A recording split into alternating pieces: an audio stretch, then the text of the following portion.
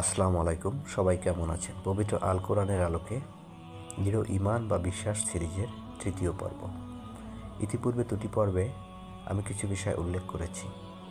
প্রকৃতপক্ষে মহান আল্লাহ তাআলার প্রতি বিশ্বাস ঈমানের প্রথম ধাপ এবং আল্লাহ তাআলার সত্তা, তার ক্ষমতা, তার জ্ঞান, তার প্রজ্ঞা, তার সৃষ্টি নিপুণতা, তার সৃষ্টির বিশালতা এবং সৃষ্টির উদ্দেশ্য, সেই সাথে মানুষের জীবনের উদ্দেশ্য, সব কিছুই আল্লাহ তাআলা পবিত্র আল কোরআনে বিভিন্নভাবে বর্ণনা করেছেন।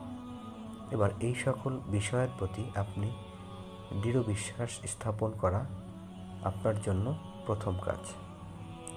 এবার এই বিশ্বাস স্থাপনের ক্ষেত্রে আপনি যদি যুক্তি, তর্ক, মানুষের ব্যাখ্যা, বিশ্লেষণ এইগুলোকে অনুসরণ করার চেষ্টা করেন, তাহলে আপনি সম্ভবত আপনার মনের বিভিন্ন ধরনের বাধার মুখে পড়বেন। কারণ যুক্তি তর্ক দিয়ে আপনি আপনার অন্তরকে যখন কোনো কিছু বোঝাতে যান, তখন আপনার অন্তর সেই যুক্তির নিরিখে ঠিক যতটুকু গ্রহণযোগ্য ততটুকুই গ্রহণ করে, এর বেশি গ্রহণ করতে চাইবে না।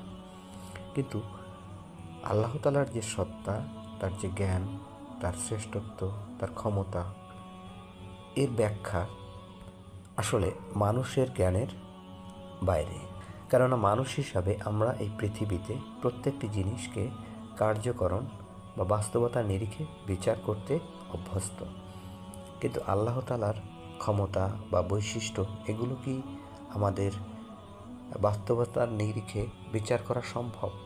অন্যদিকে আল্লাহ তাআলার ক্ষমতার নিদর্শন, সেটি কিন্তু বাস্তবতার আলোকে নিরীক্ষাযোগ্য নয়। কারণ আল্লাহ তাআলা বলেছেন, কর্মবিধায়ক হিসেবে আল্লাহ তাআলাই যথেষ্ট। অর্থাৎ আল্লাহ তাআলা ইচ্ছা করলে যে কোনো কিছুই সম্পাদন করতে পারেন, এর জন্য কোনো কর্মের হিসাব নিকাশের প্রয়োজন নেই। এবার আল্লাহ তাআলাকে আপনি যে কোনো ক্ষেত্রে কর্মবিধায়ক হিসাবে, চূড়ান্ত হিসাবে গণ্য করবেন, এটিই কোরআনের শিক্ষা। এক্ষেত্রে আপনি যত বেশি কোরআনের আয়াতসমূহ অধ্যয়ন করবেন, তত বেশি উপলব্ধি করবেন যে আপনার আল্লাহ তাআলার প্রতি নির্ভরতা আপনার বেড়ে যাবে সকল ক্ষেত্রে। কারণ আল্লাহ তাআলা এটিই শিক্ষা দিয়েছেন। কিন্তু মানুষ এই মানবিক যে শিক্ষা অর্জনের মধ্য দিয়ে আত্মনির্ভরশীল হয়, কিন্তু পবিত্র আল কোরআনের শিক্ষা হচ্ছে আল্লাহ তাআলার প্রতি নির্ভরশীল হওয়া সকল ক্ষেত্রে। এমনকি আপনার এই বিশ্বাসের ক্ষেত্রে আপনি যদি আল্লাহ তাআলার সাহায্যপ্রাপ্ত না হন, তাহলে আপনি কখনোই প্রকৃত বিশ্বাসী হতে সক্ষম হবেন না।